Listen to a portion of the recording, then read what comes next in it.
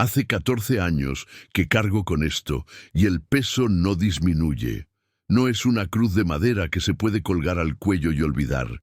Es un peso blando y húmedo, como si llevara un pañuelo empapado de culpa justo aquí, sobre el corazón. Cuando uno es obispo, o al menos lo era yo, se supone que has visto todo. La santidad brotar de la tierra, el pecado arrastrar a los hombres, la miseria y la gloria entrelazándose en los altares. Pero uno nunca está preparado para mentirle a la sede apostólica, y menos aún por la voluntad final, el último aliento de un muchacho moribundo. Fui débil, fui fiel, aún hoy, en las madrugadas frías de Asís, cuando el sol lucha por subir las colinas y yo rezo el oficio, esa pregunta me quema la garganta y me obliga a beber agua bendita para calmar el fuego. La fe, me di cuenta en esos días de octubre, no es una doctrina, es un riesgo. Recuerdo la sala del hospital tan blanca, tan aséptica. Él estaba allí, consumido por esa leucemia que avanzaba a paso de gigante, que le robaba el aliento, que le apagaba la sangre, pero su rostro no era el de un enfermo, era paz pura, una luz que irónicamente dolía mirar porque te recordaba tu propia oscuridad, tu propia tibieza. Yo había ido a darle la unción de los enfermos, a cumplir con mi deber pastoral, a prepararlo para el encuentro con el esposo. Yo era el obispo, con mis vestiduras púrpuras y mis años de teología, y él era solo un niño de 15 años, un genio de la informática y un enamorado de la Eucaristía. Pero sentí, al ponerle el óleo santo en la frente, que yo era el que necesitaba su bendición, el que debía aprender a morir. Sus padres, devastados pero firmes en la fe, estaban llorando en un rincón, tratando de ser fuertes por él, aunque sus cuerpos temblaban. Cuando terminé el rito, me senté a su lado, en una silla de plástico incómoda.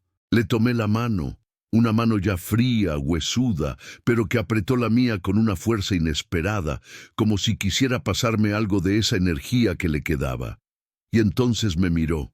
Esos ojos, Señor, esos ojos que parecían ver a través de las paredes, a través del tiempo, que veían directo a mi alma manchada por la rutina y el compromiso. Y me dijo con un hilo de voz que apenas rompía el silencio de la sala, pero con una convicción que movió los cimientos de mi fe y mi obediencia. Monseñor, usted me ha ungido. Gracias, pero tengo que pedirle algo que la Iglesia quizá no entenderá. Yo asentí, sintiendo un escalofrío. ¿Qué podía pedir un niño a las puertas del cielo? ¿Un milagro para sí mismo? No. Carlo no pensaba en sí mismo. Pida, hijo mío, si está en mi poder, lo haré. Es mi promesa sacerdotal. Él sonrió, y esa sonrisa fue el primer milagro que yo presencié en persona. Una sonrisa de alivio, de victoria. Quiero que mi cuerpo, después de que Dios me llame, no sea tocado por la burocracia, Monseñor. Quiero que mi descanso final sea un testimonio, no un adorno. No quiero que me pongan en un sitio de honor inmediato. Quiero que mi cuerpo vaya a Asís, sí, como lo prometí, pero quiero que sea discreto. Quiero ser guardián de San Francisco, no una joya de la Iglesia. Hizo una pausa, tosiendo suavemente. El sonido era seco, terrible. Me incliné más cerca para escuchar lo que vino después, la verdadera clave, el motivo por el cual la mentira sería necesaria. Y hay algo más, Monseñor. Mi trabajo en los milagros eucarísticos hay que protegerlo. Le he dejado instrucciones muy específicas a mi madre sobre cómo quiero que se use mi ordenador. No permita que ese material se pierda en los archivos, ni que sea filtrado por personas que buscan fama. Es para el mundo, pero debe salir con la prudencia de la verdad, no con el ruido de la política. Me pidió, en esencia, que protegiera su legado de la propia institución que se encargaría de elevarlo. Me pidió una conspiración de silencio y discreción en medio del clamor que él sabía que vendría. Me pidió que pusiera su deseo por encima de los protocolos del Vaticano. Yo, ingenuo o quizás ya tocado por su santidad, simplemente dije, hecho, su voluntad será mi guía. Y entonces él me dio la paz real. Me dijo que no temiera, que pronto veríamos los frutos de su ofrenda. Él murió poco después. La pena fue universal. La noticia se esparció como un incendio forestal que nadie quería apagar. La gente, incluso antes de que la Iglesia lo proclamara, ya lo llamaba santo. Pero la pena para la Iglesia pronto se convierte en logística, en canonización, en reliquias. Apenas el muchacho dio su último suspiro, el teléfono empezó a sonar sin descanso. Eran llamadas de Roma, no de condolencia, sino de organización. La santidad tiene reglas, tiene protocolos, y Carlo Acutis, incluso en la muerte, desafiaba todo protocolo con esa paz suya. Querían sus restos, querían estudiarlos, querían prepararlos para la veneración pública, querían asegurar la cadena de custodia de sus efectos personales, querían, en resumen, tomar posesión de todo lo que pudiera acelerar el proceso de beatificación que sabían que sería inevitable. Había prisa, monseñor, una prisa mundana disfrazada de celo espiritual. Me llamaron de la Congregación para las Causas de los Santos. Me llamó el cardenal vicario. Todos pedían información detallada sobre el traslado, sobre el estado del cuerpo, sobre las disposiciones finales de la familia.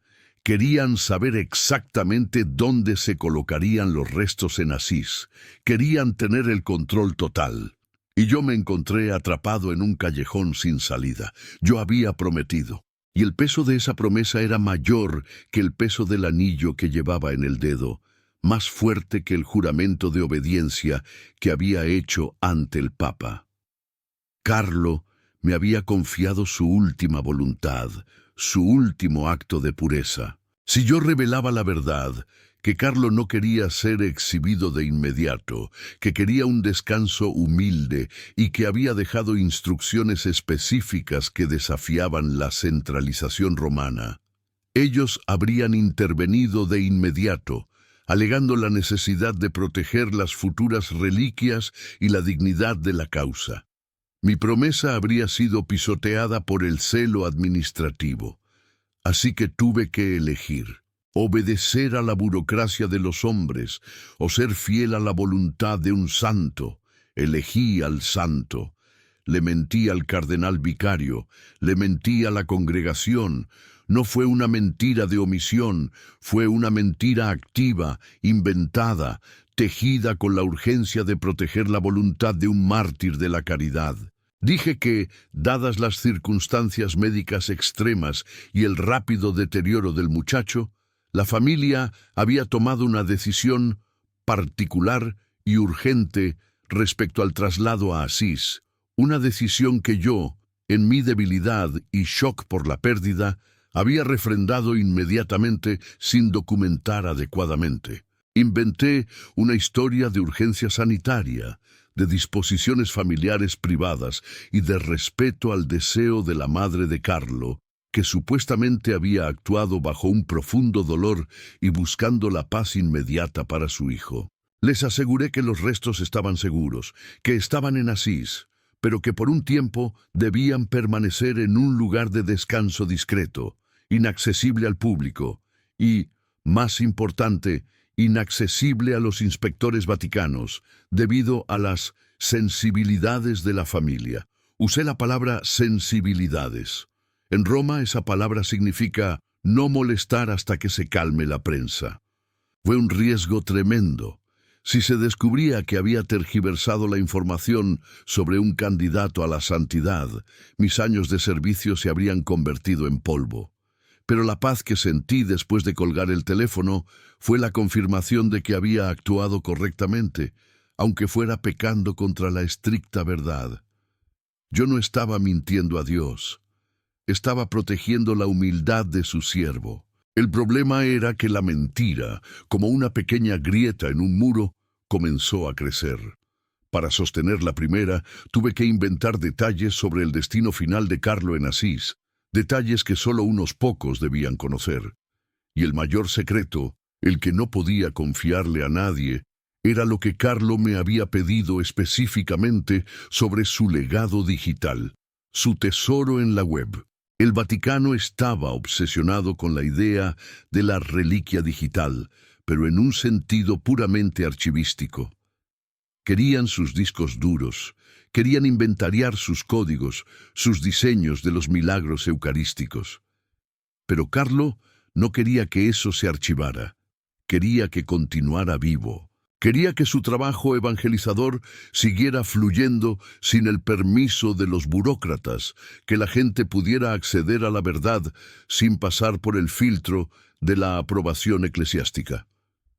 Él había construido una autopista digital hacia el cielo, y yo no podía permitir que pusieran una caseta de peaje en ella. Mi tarea se convirtió en una doble vida. Por un lado, manejar la creciente veneración popular, responder a los medios, mantener la calma en mi diócesis. Por el otro, asegurar que el deseo de Carlo se cumpliera sin levantar sospechas en Roma.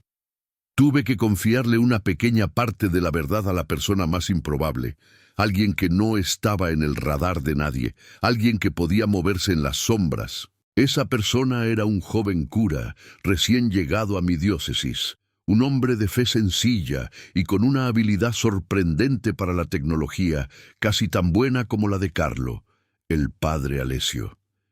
Yo no podía manejar el tesoro digital de Carlo.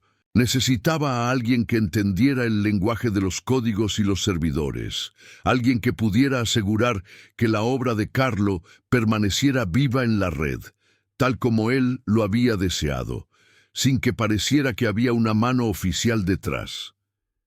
Llamé al padre Alessio a mi estudio una noche de tormenta. Le pedí que jurara secreto sobre los evangelios y sobre la sangre de Cristo. Él, con su juventud y su celo, juró sin dudarlo.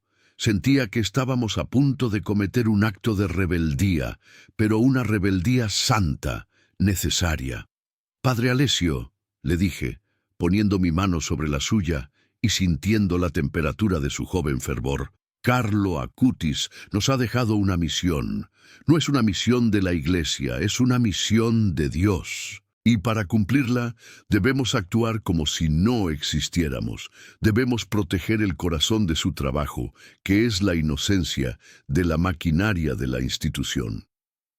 Le expliqué en términos generales lo que Carlo quería: que el material de los milagros eucarísticos fuera accesible, gratuito, y que no se publicara el código fuente de sus diseños hasta que se asegurara su difusión masiva. Le di las coordenadas de un servidor secreto que Carlo había configurado, un servidor que solo se activaría bajo ciertas condiciones de seguridad. «Usted será el guardián, padre, y si alguien pregunta, usted no sabe nada. Yo tampoco sé nada. Todo se ha perdido en el caos del funeral. Entiende la gravedad de su silencio».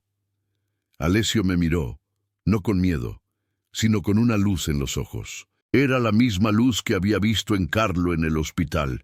«Entiendo, monseñor, es el secreto de la humildad.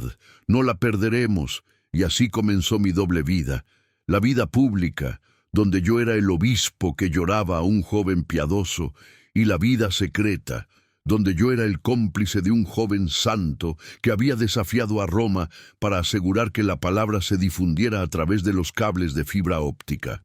Pasaron los meses. La presión de Roma no cesaba. La figura de Carlo Acutis crecía exponencialmente. Los testimonios de gracias y favores llovían en mi escritorio. Era evidente que teníamos un santo entre manos, y el Vaticano, aunque respetaba la sensibilidad de la familia, comenzaba a impacientarse con la discreción excesiva sobre la ubicación exacta de los restos. Necesitaban pruebas. Necesitaban el cuerpo para la inspección canónica. Y yo no podía permitir eso, no todavía. No hasta que el deseo de Carlo sobre su legado digital estuviera completamente afianzado. Pero había algo más, algo que me obligó a tomar medidas aún más drásticas y que me trajo a la memoria la fragilidad del cuerpo humano, incluso del cuerpo destinado a la gloria. La familia Acutis, en su dolor, se había aferrado a la idea de la incorruptibilidad. Era una esperanza dulce, casi poética, que contrastaba con la dura realidad médica que yo conocía. Y yo, que había mentido sobre la logística, me encontré a punto de mentir sobre la biología, todo para proteger la paz que Carlo había pedido. La verdad sobre el cuerpo de Carlo, la verdad que tuve que ocultar celosamente a Roma, era la parte más difícil de mi secreto. Me obligó a tomar una decisión que me costó noches de insomnio rezando el rosario, pidiendo perdón por lo que estaba a punto de hacer en nombre de la fidelidad. El cuerpo, en las condiciones que había muerto Carlo, no podía esperar el proceso canónico normal. Y la idea de que su cuerpo se convirtiera en un objeto de estudio forense, en lugar de un testimonio de la Eucaristía, me aterrorizaba. Tuve que actuar con la máxima discreción, hablando solo con los técnicos de confianza en Asís, hombres que habían dedicado su vida a servir a San Francisco y que entendían el lenguaje del silencio. Les di instrucciones, órdenes directas y confidenciales que contradecían lo que el Vaticano esperaría en un caso como este. Les dije que debían preparar el cuerpo para el descanso eterno de una manera que honrara su misión y que debían asegurar que cuando llegara el momento de la exhumación y el reconocimiento canónico, la figura de Carlo fuera exactamente lo que él había deseado. Un testimonio para atraer a los jóvenes a Cristo, no una advertencia sobre la corrupción de la carne. Y eso, Monseñor, implicó un riesgo que solo yo, ante Dios, puedo justificar. Implicó la gestión de la verdad física, el último acto de amor y traición que tuve que cometer. El peso de ese conocimiento es lo que me mantiene despierto. El cuerpo de Carlo, la reliquia más preciada. Sobre eso también tuve que trazar una línea entre la fe y la ciencia, entre la obediencia y la santidad. Sabía que, si Roma descubría lo que yo había orquestado en Asís, no solo perdería mi mitra, me acusarían de manipulación, de interferencia en una causa de santo. Pero la voz de Carlo, ese hilo de voz en el hospital, resonaba más fuerte que cualquier decreto vaticano. Él me había pedido un testimonio, no un proceso, y yo, su siervo imperfecto, se lo daría. El secreto se hizo más grande que yo. Y la verdad, a veces, necesita ser custodiada por una mentira cuando la verdad está en juego. Y en este caso, la verdad era el alma pura de Carlo Acutis. Mi única esperanza era que la luz de su santidad fuera tan potente que al final eclipsara la sombra de mi engaño. Y la verdad, a veces, necesita ser custodiada por una mentira cuando la verdad está en juego. Y en este caso, la verdad era el alma pura de Carlo Acutis. Mi única esperanza era que la luz de su santidad fuera tan potente que al final eclipsara la sombra de mi engaño. Me tomó días escribir el informe oficial para el dicasterio. No era solo un documento, era mi coartada. La arquitectura de mi traición justificada. Me senté en mi escritorio, la pluma de tinta negra en mi mano, y cada palabra que ponía sobre el papel era un peso que se sumaba a mi alma. Tenía que narrar las últimas horas de Carlo, la agonía, el adiós, la entrega, pero tenía que hacerlo con la precisión clínica y la cautela política que Roma exige. El problema era que las últimas palabras de Carlo no cabían en esa caja. Su fe era demasiado ardiente, demasiado digital, demasiado radical. Él no había muerto diciendo un rosario en voz baja, aunque había rezado hasta el final. Él había muerto dejando un mandato. Y si yo lo escribía tal cual, si revelaba que él había hablado de su cuerpo como un faro que debía atraer a los jóvenes a la Eucaristía, si mencionaba su insistencia en ser un testigo vivo incluso después de la muerte, inmediatamente sonarían las alarmas. El Vaticano, en su infinita prudencia, teme a los milagros demasiado ruidosos o demasiado contemporáneos. Temen, sobre todo, a la manipulación popular de la santidad, a la creación de ídolos antes de que el proceso haya terminado. Si yo hubiese dicho que Carlo esperaba que su cuerpo sirviera de testimonio de incorruptibilidad o de preservación divina, me habrían acusado de fomentar un culto prematuro y, peor aún, habrían sometido su cuerpo a un escrutinio tan severo que ni siquiera la fe podría haberlo salvado de la ciencia. Así que mentí. No fue una mentira completa, sino una omisión estratégica, un cambio de acento. En lugar de escribir, Carlo deseaba que su cuerpo fuera un signo visible de la Eucaristía para la juventud. Escribí: el joven expresó su deseo de ser enterrado en Asís, cerca de su amado San Francisco, y manifestó su profunda paz al saber que la Eucaristía era su autopista al cielo, un consuelo que compartió con su familia. Borré el mandato, lo convertí en un consuelo piadoso. Transformé la profecía en un simple acto de devoción. Mi mano se sentía sucia al hacerlo, pero mi mente gritaba que era la única manera de proteger el verdadero milagro, no la preservación física, sino el mensaje de Carlo. Si la gente se enfocaba en la carne, se olvidarían del pan vivo. Firmé el documento con mi título episcopal, sellando no solo el informe, sino también mi propio secreto. Envié ese documento a Roma y esperé, en la soledad de mi capilla, la respuesta. Sabía que había cruzado una línea que pocos clérigos se atreven a cruzar. Había puesto la voluntad de un joven santo por encima de la obediencia jerárquica. Y el peso de Asís seguía conmigo. Los técnicos, mis cómplices silenciosos, habían hecho un trabajo impecable. Habían seguido mis instrucciones al pie de la letra, tratando el cuerpo de Carlo con el respeto de un artesano que trabaja con una obra de arte sagrada que debe perdurar. Había que asegurarse, les dije, que cuando el momento llegara, el rostro de Carlo no fuera un horror, sino una invitación. Ellos entendieron la metáfora, entendieron que la conservación no era un fin en sí mismo, sino el medio para mantener vivo el mensaje de la Eucaristía, el gran amor de Carlo.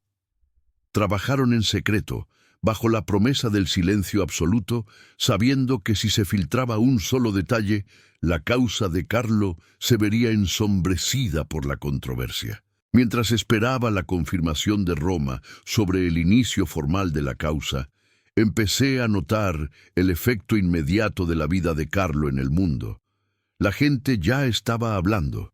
Los jóvenes, especialmente, que nunca habían pisado una iglesia, estaban usando las redes sociales para compartir las diapositivas que Carlo había creado sobre los milagros eucarísticos. El joven, incluso en la tumba, estaba cumpliendo su misión. Y yo, el obispo mentiroso, era su protector.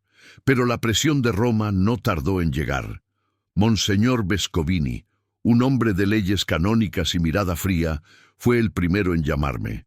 Me preguntó sobre la familia, sobre los bienes de Carlo, y luego, con esa voz que suena a mármol, inquirió sobre el lugar exacto del entierro. «Su Excelencia», dijo Vescovini por teléfono sin preámbulos, «el entierro en Asís, ¿fue una decisión familiar o había alguna indicación del joven?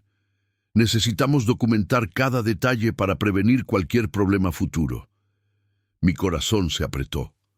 Era la oportunidad de confesar, de decir: «Sí, monseñor, él lo pidió como parte de su misión», pero esa verdad habría desatado una tormenta. «Fue su deseo personal, monseñor», respondí, mi voz firme, sorprendiéndome de mi propia calma.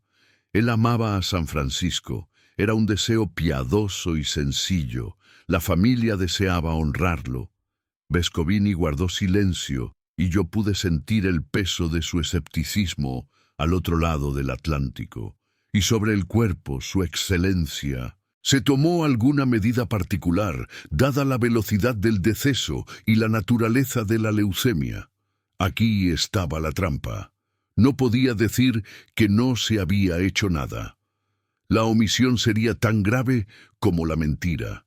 Tenía que dar una verdad parcial, una verdad maquillada. Se tomaron medidas estándar para la conservación temporal, monseñor, dije, usando la palabra temporal para implicar que cualquier intervención era mínima y provisional.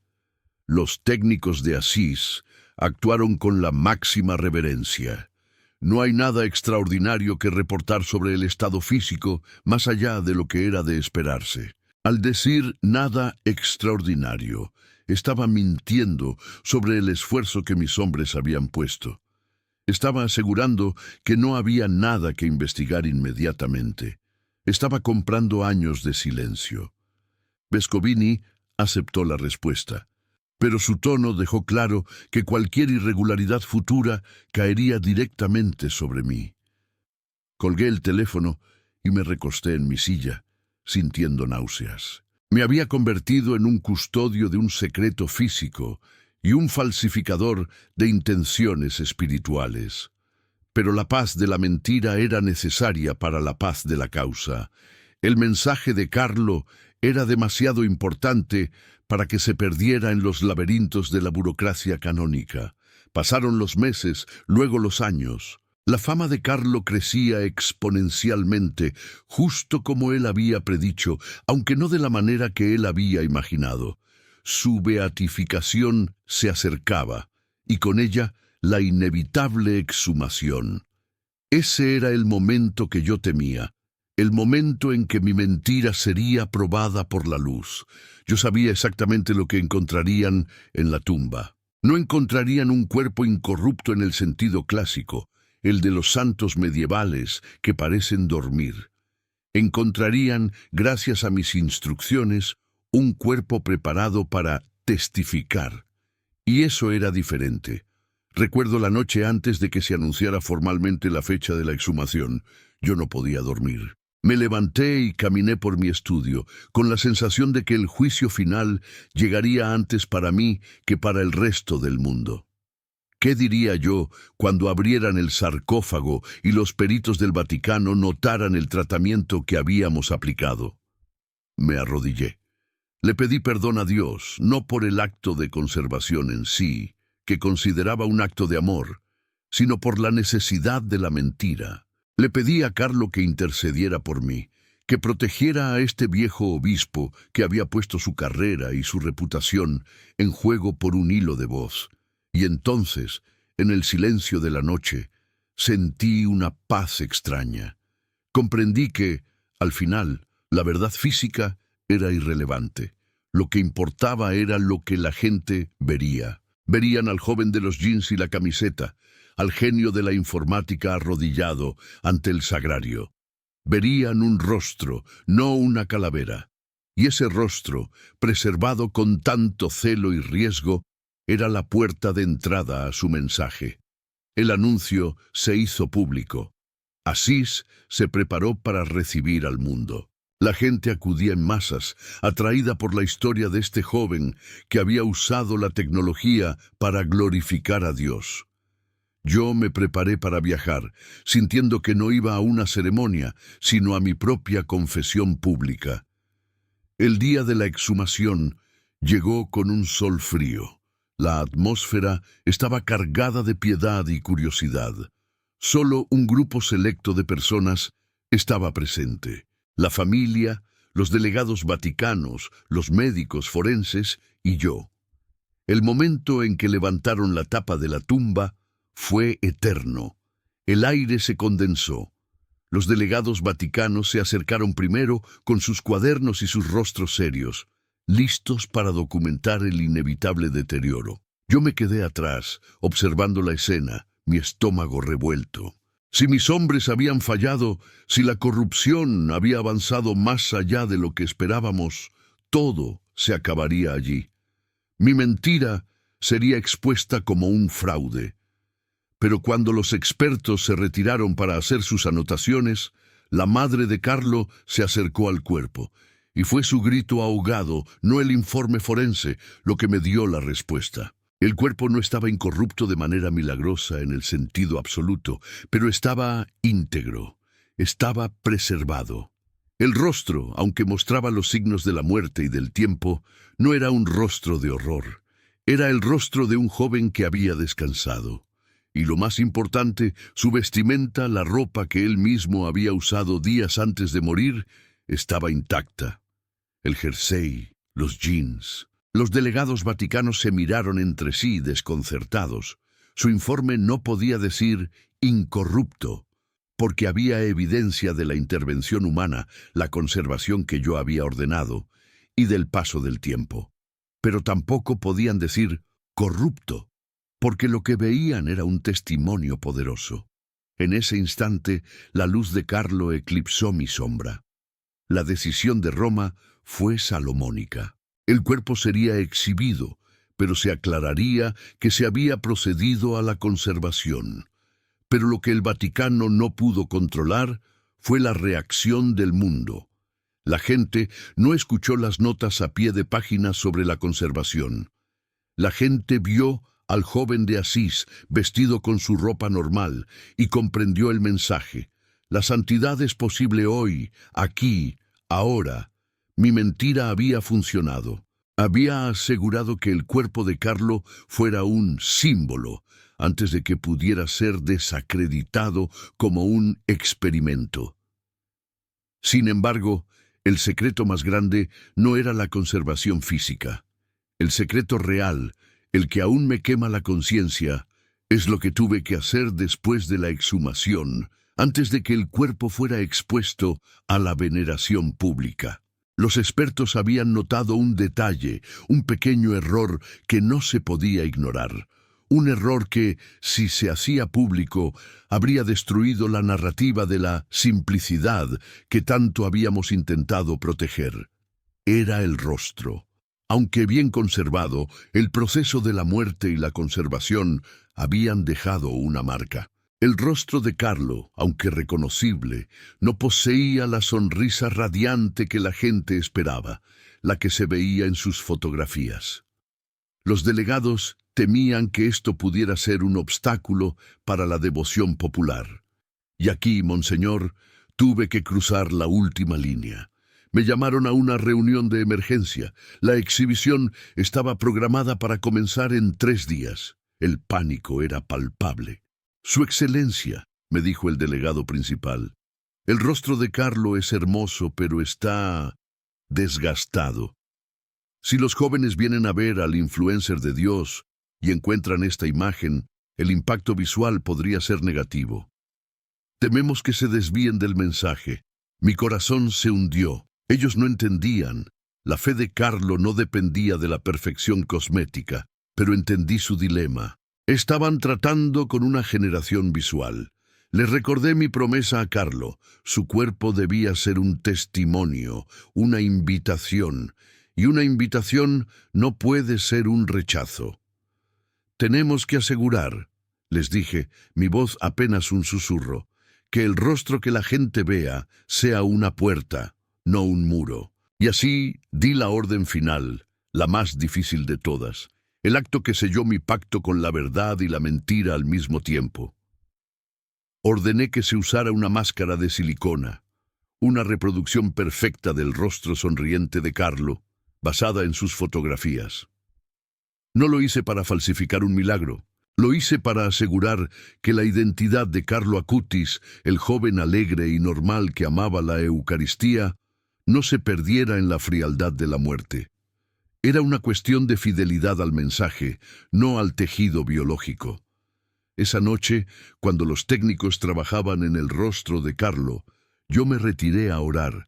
Le pedí a Carlo que perdonara a este obispo tramposo que tuvo que recurrir a la tecnología moderna para proteger el testimonio de un santo de la tecnología moderna.